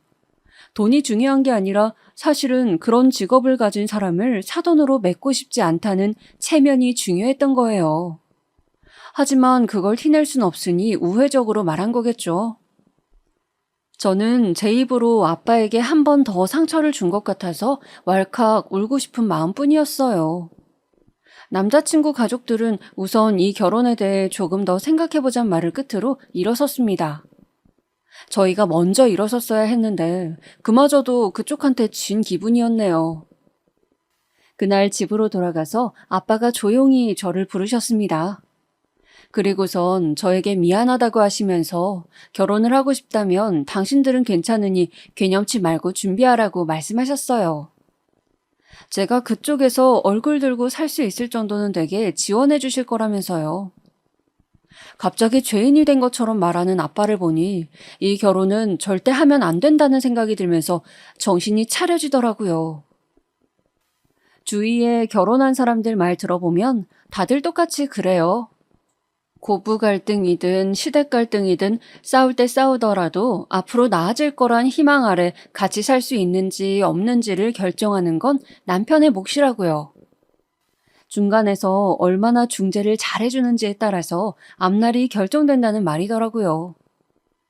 아직 식을 올린 건 아니지만 저희도 크게 다를 바 없었죠. 남자친구는 상견례 때 믿음직스러운 모습을 보이지 못했고 이미 저는 우리 가족을 욕보였다고 생각했기에 결혼 생각이 아예 사라졌고 또 그쪽 집안은 그 뒤로도 저희 아빠 직업을 들먹이며 결혼을 반대하셨으니 무엇 하나 관계가 개선될 여지가 없었습니다. 그런데 남자친구는 이상하리만큼 결혼에 대한 강한 의지로 계속 저를 설득했어요. 정말 미안해. 지금 나한테는 당장 두 집안을 화해시킬 능력이 없어. 그렇다고 너랑 헤어질 자신도 없고. 이제 결혼하자고 보채진 않을 테니 그럼 우리 일단 같이 살기만 하자. 어때? 집에는 말 안 할게. 알잖아. 난 우리 부모님이랑은 다르다는 거. 동거에 대해서 깊게 생각해 본 적이 없기에 몇 번을 거절했지만 남자친구는 그때마다 퇴근길, 주차장, 집 앞에서 기다리며 간곡히 부탁했어요. 나중에는 술에 취해서 무릎을 꿇고 빌더군요. 애처럼 엉엉 울음을 터뜨리곤 한 번만 봐달라면서요. 그때 기억을 떠올리면 꼴도 보기 싫은데 이렇게 애원하는 모습을 보면 그래, 얘가 무슨 잘못이야 라는 생각만 들더라고요. 아직까지 남자친구를 사랑하고 있던 저는 결국 백기를 들 수밖에 없었고 바로 남자친구 자취방에서 동거를 시작하게 되었습니다. 저희 집에도 우선은 비밀로 하고 친구 집에서 잠깐 산다고 둘러댔네요. 그런데 막상 함께 살아보니 그것만으로도 정말로 결혼한 느낌이 나더라고요. 남자친구는 전보다 더 지극정성으로 저를 살폈어요. 그러다 보니 저도 사람인지라 화를 잇게 되더라고요. 그때만큼은 이대로 살아도 나쁘지 않다고 생각될 만큼이요. 하지만 절대로 넘어갈 수 없는 문제는 남자친구 집안이 절대로 호락호락하지 않다는 거였습니다. 남자친구가 연락이 끊기자 회사로 연락을 해오더니 저에겐 남자친구를 숨겼냐고 문자를 보내오거나 하다못해 경찰서에 실종 신고까지 하더라고요. 다 큰 아들에게 왜 이리 집착하는지 곁에서 보기에 무서울 정도였어요. 한 번은 그쪽 어머님이 저희 가족이 자주 가는 단골 음식점 앞에 서 계신 거예요. 글쎄 상견례 때 제가 그 음식점에 대해서 스치듯 이야기했는데 그걸 기억하고 오신 겁니다. 그날 하필이면 회사 사람들과 회식하러 간 자리였는데 말이에요. 아마도 어머님은 제 일행이 누군지 모르셨겠죠? 그래서 저를 알아보시자마자 제 팔을 붙잡고 다짜고짜 물으시더라고요. 너지? 네가 숨겼잖아. 우리 아들 어디에 감춰뒀어? 갑자기 와서는 무슨 소리 하시는 거예요? 네가 꼬드긴 게 아니고서야 얘가 갑자기 죽겠다느니 다신 찾지 말라느니 그딴 소리를 하고 집을 나가. 어디 있는지 당장 말해. 아니면 내가 네 아빠가 무슨 일 하는지 여기 있는 사람들한테 전부 말해버릴 테니까. 지금 그걸 협박이라고 하시는 거예요? 우리 아빠가 환경미화원인 게 흠집이라도 돼요? 말해요, 말해! 그리고 그쪽 아들 돌려보낼 테니까 이렇게 무례하게 찾아오지 마세요. 회사 사람들 앞에서 수모를 당한 것도 너무나 속상했지만 더 화나는 건 그쪽 집에서 자꾸만 아빠의 직업을 비하하는 거였어요.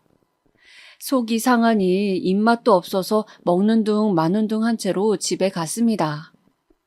그리고선 남자친구에게 이제 그만하자고, 이 결혼 없던 일로 하자고 울며 말했어요.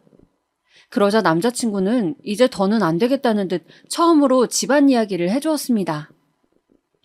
사실 본인 집은 소문처럼 잘 나가는 집안도 아니고 오히려 금전적으로 많이 시달리는 상황이라네요. 아버지는 입시 강사가 맞지만 코로나로 인해서 학생도 많이 줄었고 예전에 비해 나이가 들다 보니 경쟁력 있는 젊은 강사들에게 밀려나 강의를 따오기도 힘든 상태라고요. 피아니스트인 어머니도 다른 사람을 가르친 적이 없어서 레슨을 할 수도 없고 쇼를 열기엔 알아주는 이가 없어서 유명무실한 직업일 뿐이었습니다. 형은 유학을 갔다가 자금 부족으로 한국에 들어온 지 꽤 되었고요. 돈 들어올 구멍은 막혔어도 다들 자존심은 세서 쓸데없이 따지고 재는 거라고 자신도 이해하지 못하겠다는 남자친구의 말을 들으니 어느 정도 상황이 이해는 갔습니다. 아마도 가족 중 유일하게 자기 몫을 해내면서 실질적 가장 노릇을 하는 둘째 아들에게 기대감이 컸기에 그만큼 매달리고 집착하신 게 아닐까요? 어떻게든 이름 있고 경제적으로 여유로운 집안과 결혼을 시키려 하고요. 하지만 아무리 자기 자식이고 핏줄이라서 아낄 수는 있다만 사람을 일일이 급을 매겨가며 저와 남자친구가 급 차이가 나서 안 맞는다고 하신 걸 보면 아무래도 현실을 너무 모르시는 것 같아요. 난 현실 물정 모르고 눈만 높은 집구석이 답답하고 벗어나고 싶어서 어떻게든 결혼을 하려고 했던 거야. 그렇게라도 핑계를 대고 빠져나오고 싶었거든. 그런데 이렇게까지 나를 올가매는 걸 보니 그것만이 정답은 아니었나 보다. 아마 결혼했어도 똑같았을 것 같아. 오히려 우리가 이렇게라도 만나는 게 기적인 걸까? 지금 보면 무슨 저런 드라마 대사 같은 말을 하지 싶지만 그 당시 저는 체념한 듯한 남자친구가 안타깝고 안쓰러워서 꼭 껴안아 주었어요. 제가 당했던 지난번의 수모도 잊은 채 남자친구가 다시 행복을 찾을 수 있게 도와주겠다고 호기롭게 약속했죠. 남자친구는 제 품에 안겨서 눈물을 흘리며 연신 고맙다는 말만 했습니다. 그 와중에 저는 우리 둘만이라도 양가 부모님 없이 작게나마 식을 올리자 싶은 생각으로 적금 통장도 찾고 그랬네요. 그런데 다음날 일어나 보니 남자친구가 보이지 않는 겁니다. 항상 함께 출근했었는데 어디 갔나 싶어서 찾아보았더니 쪽지를 남겼더라고요. 읽어보니 가관도 아니더라고요. 미경아, 너와 함께 지내는 동안 내 행복은 뭘까 고민해보았거든. 그런데 내가 내린 결론은 그게 무엇이든 나 혼자선 찾을 수 없을 것 같다는 거야. 그렇다고 네가 도와줄 수도 없는 일이고. 난 아무래도 가족을 버리고선 행복할 수 없다는 걸 확실히 깨달았어. 우리 가족들을 머리론 이해할 수 없지만 가족이니까 내가 끝까지 곁에서 지켜주고 행복하게 만들어드려야 할 것 같아. 그동안 함께해서 즐거웠어. 너도 네가 사랑하는 사람들 곁에서 행복을 찾길 바랄게. 위로랍시고 건넨 저의 말에 남자친구는 내가 아닌 가족을 떠올린 거였더라고요. 이 얼마나 듣도 보도 못한 황당한 이별입니까? 결국 가족이 그렇게 중요한 사람이 왜 저에게 희망을 주고 같이 살자고 말한 건지 모르겠네요. 그렇게 전 하루아침에 버림받고 집에서 쫓겨나게 생긴 겁니다. 한 달 만에 돌아간 방에 혼자 덩그러니 남겨진 그 기분은 아직도 말로 설명할 수 없네요. 당황, 황당, 슬픔의 감정을 하나씩 순서대로 느끼다가 마지막으로 분노가 치밀어서 헤어질 땐 헤어지더라도 이대로 순순히 나가주기는 억울하겠다 싶은 겁니다. 남자친구가 그림을 모으는 고상한 취미가 있는데 가장 아끼는 거실 그림에 이별 편지를 써두고 나왔죠.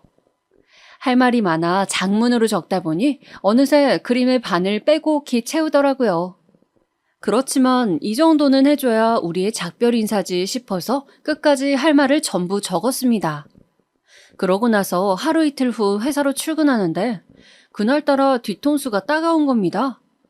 한껏 뜨거운 눈길을 받으며 자리에 앉았는데 평소 눈치 없기 백단이라 거리 두고 있던 옆자리 직원이 이야기를 해주더라고요. 미경 씨, 그렇게 힘든데 왜 말을 안 했어? 네? 힘들다니 그게 무슨 소리예요? 지금 회사 안에서 그게 가장 화두야. 미경 씨가 집 형편이 너무 어려워서 상견례 이후에 파혼을 당했다고. 얼마나 어려우면 그래. 인사부에 준호 씨랑 결혼하려고 했던 거라며. 그치? 둘이 만나는 줄은 전혀 몰랐네. 하긴 준호 씨가 집안이 좋긴 하지. 이 소리를 듣는데 누군가 머리를 후라이팬으로 힘껏 내려친 기분이었어요. 딱 보아하니 혹여라도 제가 본인 집안 사정에 대해 말할까봐 미리 선수 친 거더라고요. 기분은 더럽지만 애써 대응하지 말자는 마음으로 일에만 집중했지만 워낙 평온한 회사라서 자주 없는 일이 생기니 오히려 더 시끌벅적해졌어요. 가난하다, 파혼당했다 등의 소문은 크게 신경 쓰지 않지만 함께 회사를 다니는 남자친구의 정체가 드러나니 그게 가장 싫더라고요. 본인이 그렇게 공개하고 싶어서 티를 내더니 결국 마지막에 이 사단을 만들었구나 싶고요. 그렇게 친한 동료들, 안 친한 동료들 가릴 것 없이 하루 종일 각종 입방아에 올라가며 시달리다가 2달 만에 집으로 돌아갔습니다. 가족들에게 그동안 있었던 일을 다 사실대로 말했어요. 우리 가족한테 상처 준 집안인데 바로 헤어지지 못해서 죄송하다 말하고선 끝은 안 좋았지만 그래도 그렇게 살아보니까 미련은 없다고 말했습니다. 이야기를 묵묵히 듣던 가족은 사실 제가 남자친구와 있던 걸 알았지만 그래도 돌아와서 기쁘다며 웃어주었죠. 나중에 동생에게 듣기론 아빠는 제 상견례 이후 결혼을 취소한 게 당신 탓인 것만 같아 그동안 잠도 제대로 못 주무셨다고 하고 엄마도 그런 아빠를 보며 많이 힘들어하셨대요. 그것도 모르고 집을 나간 제가 스스로 한심해서 너무 죄스러웠어요. 액땜 아닌 액땜을 했으니 앞으로 갚아나가면서 다시 열심히 살아가자라고 몇 번을 다짐했습니다. 그런데 다음날 출근하고 보니 또 커다란 산 하나가 도착해 있더라고요. 제 책상 근처로 사람들이 몰려 있는 겁니다. 다가가서 보니 남자친구 집 거실에 걸려있던 그림이었어요. 제가 쓴 이별 편지에 또 답장을 적어서 회사 사람 모두가 볼 수 있도록 친히 제자리에 갖다 둔 겁니다. 정말이지 지극정성이죠? 너같이 한심하고 이기적인 인간은 그 미칠 듯이 사랑하는 가족 곁에서 떠나지 말고 평생 꼭 붙어서 살았으면 좋겠다라는 식으로 적어두었는데 본인은 애초에 사람들에게 보여줄 걸 의식하고 혼자 절절한 사랑을 한 것처럼 다음 생에라도 만나자는 낭만식의 답장을 써두었네요. 아, 이건 곧 나를 그만두게 하려는 심산이구나 싶어서 남자친구를 바로 찾아갔습니다. 제가 올 줄 어느 정도 알았다는 것처럼 침착한 얼굴로 맞이하더라고요. 어차피 다 소문 날 대로 난 사이니 가릴 것도 없겠다 싶어서 회사 아래층 카페에서 만났어요. 오랜만이다. 못 본 동안 잘 지냈어, 미경아? 못 본 지 나흘 됐으면서 뭔 소리야. 왜 자꾸 유치하게 회사에다 미리 손을 쓰지? 그렇게 안 하면 내가 네 비밀에 대해 떠들어댈까 봐 불안해서 못 살겠어. 그러고 보니 너희 집 잘 산다는 소문도 네가 낸 거 아니야?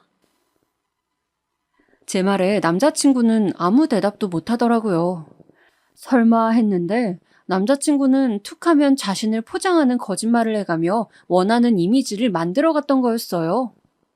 그래서 본인의 부모님에게도 거짓말을 통해 멋진 아들을 흉내내고 있지도 않은 경사를 만들어서 기대치를 한껏 높여온 거더라고요. 그러니 어머님의 아들 사랑이 그렇게 깊었던 것도 평소에 본인이 인기가 차고 넘쳐서 훨씬 좋은 조건의 여자를 만날 수 있다는 식으로 이야기해왔기 때문이고요. 진실을 알고 나니 그저 순수하게만 느껴졌던 남자친구의 모든 것들이 한순간 끔찍하게 느껴졌습니다. 대체 나한테 뭘 원하냐고 물으니 그런 거 없다고 대답하더라고요. 그냥 지금 이 순간의 곤경을 벗어나기만 하면 된다고요. 저는 마지막으로 저와 만났던 건 진심이냐고 아니면 그것조차 너의 이미지를 위한 거냐고 물었습니다. 쉽게 대답하지 못하더니 겨우 하는 말이 제가 회사 내에서 평판이 좋기에 더 만나고 싶었던 건 사실이래요. 씀씀이도 크고 하고 싶은 거 다 하면서 즐기며 사는 것 같기에 집도 잘 사는 줄 알았다고요. 하지만 부모님이 조건을 많이 보는 건 사실이라 우리가 결혼까지 못 간 거라고 덧붙이면서요. 왜 그 드라마를 보다 보면 가끔씩 상대방한테 물을 던지는 장면이 있잖아요? 아무리 허구라도 해도 어떻게 공공장소에서 저러냐면서 현실성 없다고 생각했는데 이제 보니 그 정도면 약과였어요. 전 물컵을 아예 얼굴에 세게 던지고 싶은 걸 꾹 참았습니다. 그리고선 알겠다고 하고 이제 날 좀 내버려두라고 말한 채 자리에서 일어섰어요. 그랬더니 남자친구가 마지막은 아름답게 이별하자면서 악수하자고 손을 내밀더라고요. 드디어 아예 미친 건가 싶고 이렇게 악수를 하기엔 저도 미친 사람이 될까봐 마치 뺨을 때리듯 그 손을 세게 내리쳤어요. 정신 차리라는 의미로요. 퍽 소리가 카페에 울렸고 그 안에 모든 사람들이 우리를 쳐다봤습니다. 뭐 때릴만 했으니 때렸고 소리 날만 했으니 난 거라 전 별 상관 안 했습니다. 남자친구 얼굴만 붉게 달아올랐을 뿐이고요. 그렇게 쓸데없이 체면을 중시하니 나이 먹고도 양치기 소년으로 살지 싶더라고요. 자리로 돌아오면서 곰곰이 생각을 해보았는데 아무래도 이대로 넘어가기엔 억울했어요. 남자친구가 꾸며낸 그 사소한 일들 때문에 그동안 저와 우리 가족은 듣지 않아도 될 모욕과 상실감을 느낀 거잖아요. 어떻게 해야 그 사람한테 큰 한 방을 먹일 수 있을까? 어떻게 해야 그 가족들한테 내가 느낀 것만큼 수치심을 줄 수 있을까? 몇 날 며칠 동안 고민했습니다. 그렇게 생각해낸 게 제가 할 수 있는 최선의 방법 한 가지였어요. 소문을 그렇게 좋아하는 사람이라면 나도 똑같이 소문을 내줘야겠다 싶더라고요. 그래서 바로 양치기 소녀가 되어 몇 가지 계획을 짜기 시작했습니다. 유치하긴 해도 그 사람한테 가장 잘 먹힐 방법으로요. 우선 입이 가벼운 옆자리 직원에게 고민이 있다면서 만나자고 했습니다. 뭔 일인진 몰라도 역시나 흔쾌히 승낙했어요. 둘이 만난 술자리에서 전 그동안 회사에서 힘들었던 점을 허심탄회하게 이야기했어요. 그만둘까 고민 중이라고 하니 그럼 뭘 하며 먹고 살 거냐고 묻더라고요. 옳았구나 싶어서 저는 굉장히 비밀스럽게 말했죠. 옛날에 할아버지가 회사를 다니셨을 때 사두었던 자사 주식이 엄청나게 급등해서 노년까지 쓰고도 남을 유산을 물려주셨다고요. 동료는 처음엔 믿지 않았지만 제가 아빠와 주고받은 문자를 직접 두 눈으로 확인하니 금방 믿더라고요. 집에 있던 동생이 도와준 탓에 손쉽게 문자라는 증거를 만들 수 있었으니 다행이죠. 동료는 어쩐지 제가 너무나 자유로워 보였다며 아쉬울 거 없는 사람처럼 회사를 다니기에 이상하다 생각한 적이 있다고 하네요. 저는 이 사실을 비밀로 해달라고 덧붙이고선 언제든 그만둘 준비가 되어 있지만 이렇게 불명예스럽게 그만두면 할아버지 뵐 면목이 없을 것 같다며 슬픈 연기를 했어요. 그랬더니 동료도 제 일처럼 같이 슬퍼해 주었네요. 평소엔 무슨 일이 있어도 한 발짝 떨어져서 참견하던 사람인데 제가 돈 있는 집에 자식이라고 하니 감정이입이 더 잘 되었나 보더라고요. 며칠 뒤 저는 차근차근히 나머지 계획을 이행해 나갔어요. 회사 사람들이 쓰는 인터넷 커뮤니티에도 익명으로 글을 올렸거든요. 바로 유추할 만한 내용은 빼고서 우리 회사에 알짜배기 자산가가 있는데 아무도 모르는 것 같다고 썼죠. 다음날 옆자리 동료가 글을 확인하고 나서 사람들한테 이야기하고 다녔는지 몇 사람이 그 글의 주인공이 저냐고 묻더라고요. 전 곤란하다는 표정으로 아니라고 둘러대고선 그 동료에게 가서 비밀이라고 했는데 왜 주변에 말했냐며 아주 살짝 타박했네요. 이로써 확실해졌으니 회사 사람들 전부가 알기까진 얼마 걸리지 않을 테죠. 그게 거짓이든 진실이든 상관없었어요. 어차피 개인사 분명한 사람들이니 한동안만 화제가 되다가 사그라질 거고 누군가 자세히 묻는다면 그건 그냥 소문이었을 뿐이라고 둘러대면 되니까요. 그 다음에는 조금 더 수월했어요. 오며 가며 몇 번 마주쳤던 별로 친하지 않은 인사부 사람과 우리 팀 몇 명이 점심을 먹고 있기에 같이 먹자면서 먼저 다가갔습니다. 이런저런 사소한 근황을 이야기하다가 인사부에 계신 분이 제게 조심스러운 말투로 준호 씨와 왜 헤어졌냐고 묻더라고요. 집안 수준이 안 맞아서 헤어졌다고 들었는데 또 다른 소문을 들어보니 왠지 거짓말인 것 같다면서요. 그래서 그 부분만은 사실대로 이야기했죠. 물려받은 재산은 아직 꺼내지 않고 고스란히 두었거든요. 제가 결혼할 때쯤에야 쓸까 말까 했어요. 지금도 충분히 먹고 살만 하니까. 그런데 저희 아빠가 환경미화원이시거든요? 그걸 말했더니 그쪽에서 난리가 난 거예요. 어떻게 환경미화원 집안이랑 결혼을 하냐고요. 알고 보니까 그쪽 집안 상황이 소문과 달리 상당히 어렵더라고요. 딱하게도 본인 집 기둥을 세워줄 처가를 찾는 것 같던데 말이죠. 조금 안쓰러웠어요. 환경미화원을 비하하면서 상스러운 언행을 일삼는데 얼마나 힘들면 사람이 저렇게 될까 싶고 참 그래요. 이렇게 이야기하고 있는데 우리 팀 사람이 그럼 혹시 저번에 밥 먹으러 갔을 때 만난 아주머니가 준호 씨 어머니냐고 묻더라고요. 생각해보니 그 단골 음식점에서 어머님과 말싸움을 벌이고 있었을 때 우리 팀 사람들이 옆에서 듣고 있었거든요.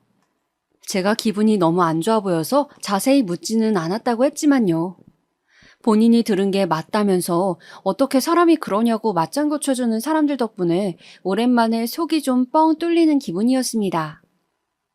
세상에서 제일 재밌는 남의 집 싸움 이야기를 신나게 듣던 인사부 사람은 밥을 먹자마자 돌아갔네요.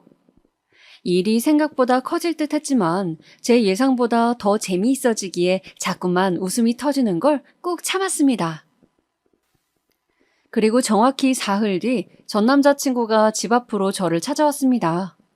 처음엔 씩씩거리면서 왔지만 제 얼굴을 보자마자 뻔뻔함을 좀 자각한 건지 화를 가라앉히더라고요. 그러면서 사람들한테 자기 사정 이야기했냐고 묻기에 나는 너처럼 거짓말 안 하고 과장도 안 하고서 있는 그대로 말했다고 했어요.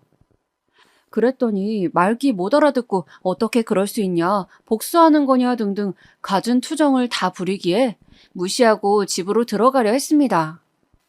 그랬더니 진짜 하고 싶은 말은 따로 있었다는 듯이 저를 붙잡더라고요.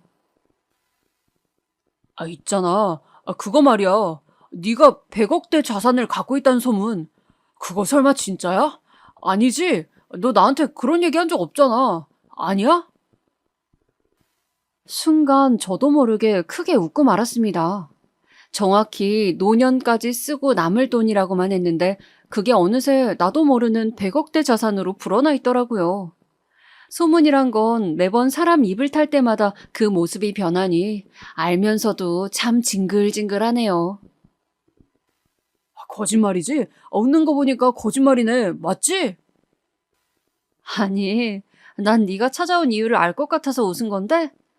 이제야 진실을 알고서 내 바짓가랑이 붙잡으러 온 거 아니야? 바짓가랑이라니 무슨 말이 그래? 어머, 미안해. 아직도 말이 헛나오네. 그래도 이렇게 얼굴 보니까 좋다. 사실 조금 흔들리는 것 같기도 해. 가끔은 네 부모님을 함께 만났던 그 시간으로 돌아가서 관계를 잘 풀었으면 어땠을까 생각도 했거든. 그럼 우리가 이렇게까지 되진 않았겠지 싶고.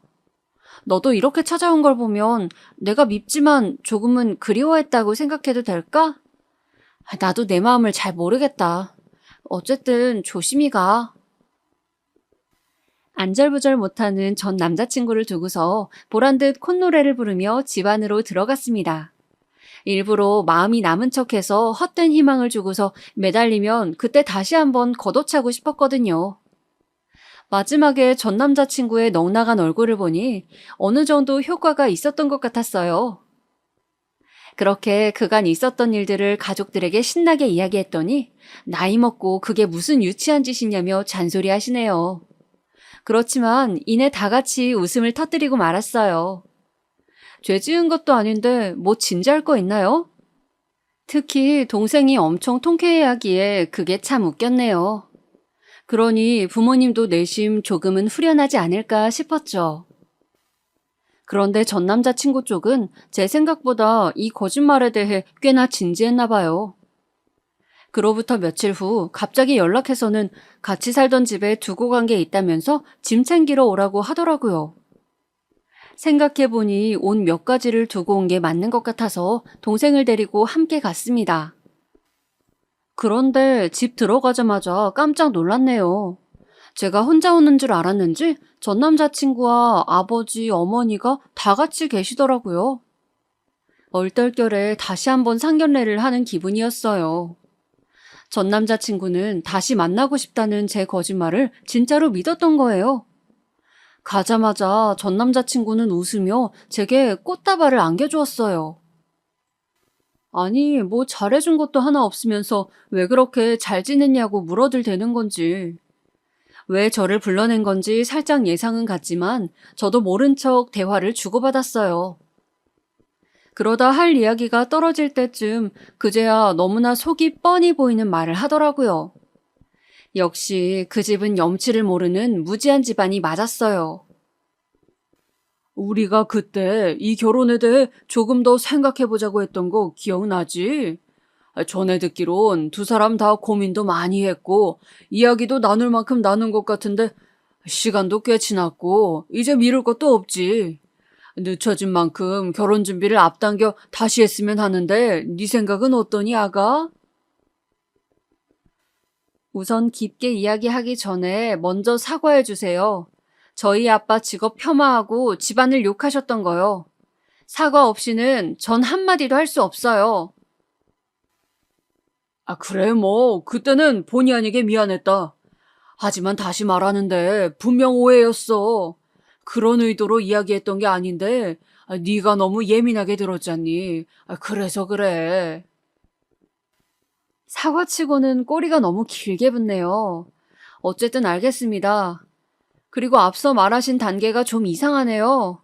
분명 우리는 파혼하고 헤어졌는데 다시 연애하는 것도 아니고 다시 결혼을 하라고요?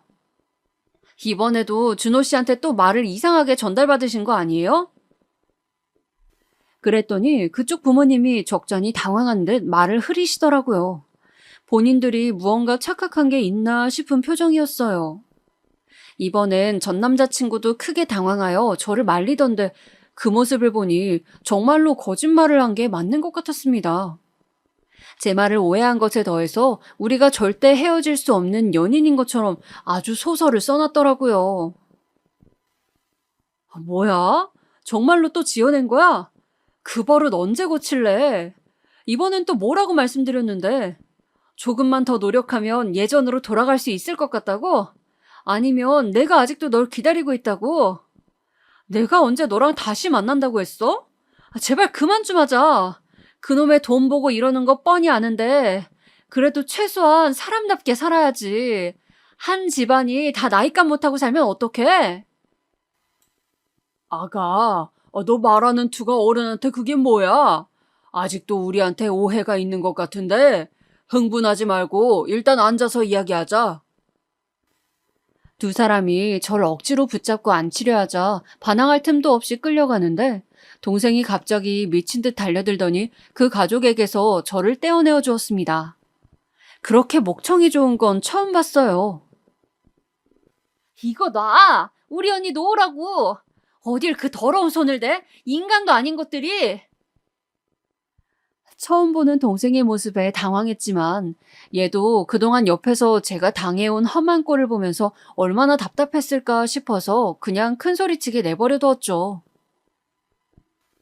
아버님, 어머님, 만나서 반가웠습니다만 저 이만 가볼게요. 이제 와서 저를 붙잡으시려는 것 같은데 이미 많이 늦어서요. 쓸데없이 후회하진 않았으면 좋겠네요. 그리고 아들이 30 넘도록 거짓말하는 버릇은 꼭 매를 들어서라도 고치셔야겠어요. 우리 아빠가 말하길 사람이 버린 쓰레기는 치울 수 있어도 쓰레기 사람은 치우기 힘들다고 했거든요. 이렇게 마주보는 것조차 너무나 비위가 상해서 말이에요. 그리고 마지막으로 저 아가 아니거든요? 그럼 가볼게요. 그 말을 끝으로 그렇게 그 가족과는 완전히 이별할 수 있게 되었습니다. 모든 연락을 차단하고 제 인생에서 아예 지워버리기 위해 갖은 애를 다 썼어요. 그래도 조금은 복수했다는 마음에 통쾌했지만 한편으로는 씁쓸함이 크더라고요. 이렇게까지 했어야만 하는 제 자신이 안쓰러워서요. 하지만 움직이지 않았다면 그대로 실망하는 일이 있었겠죠. 그 뒤로는 별일 없었습니다. 어쩌다 보니 제가 먼저 회사를 그만두었는데 얼마 안 돼서 그 사람도 그만두었다고 하더라고요. 본인은 이 직장에 평생 뼈를 묻을 거라고 얘기해 왔었는데 무슨 연유로 그만둔 건지 정확히는 모르지만 아마도 회사 사람들 눈이 따가워서 그랬던 거겠죠. 그 후로 어떻게 됐는지는 알고 싶지도 않아서 굳이 찾아보진 않았네요. 아마도 새로 직장을 구하더라도 그 나쁜 버릇을 고치지 않으면 또다시 힘들어질 텐데 말이죠. 전 남자친구도 그의 가족분들도 예전보다는 조금 더 사람답게 인간성을 지키며 살아가고 있길 바랄 뿐이에요. 제가 일을 그만둔 건 거짓말 때문이거나 다른 껄끄러운 이유는 아니에요. 예상치 못하게 아주 거한 액땜을 하면서 지쳤던 시간들을 스스로 보상해주기 위해서 조금 쉬고 싶었거든요. 아무리 불같은 저여도 이번 일은 참 지난하고 고생스러운 시간들이었거든요. 저에게도 소중한 직장이었던 터라 그만둘 때 눈물이 찔끔 나긴 했지만 분명 저에게 더 알맞은 일이 따로 있지 않을까 싶어요. 당분간은 아무 생각 없이 특히 연애와 결혼 생각은 일절 금지한 채 나를 위해서만 즐기고 누리고 빚진 이들에게 은혜를 갚으면서 올 한 해도 보람차게 보내려고 합니다. 여기까지 저의 다사다난한 사연이었습니다. 혹시 끝까지 읽느라 피곤하셨나요? 그렇다면 이거보다 더 재미있는 일이 여러분의 오늘 남은 하루 중에 생길 거라 살짝 예언해봅니다. 그럼 올 한 해도 원하시는 일 하면서 즐겁게 마무리하셨으면 좋겠네요. 봐주셔서 감사합니다.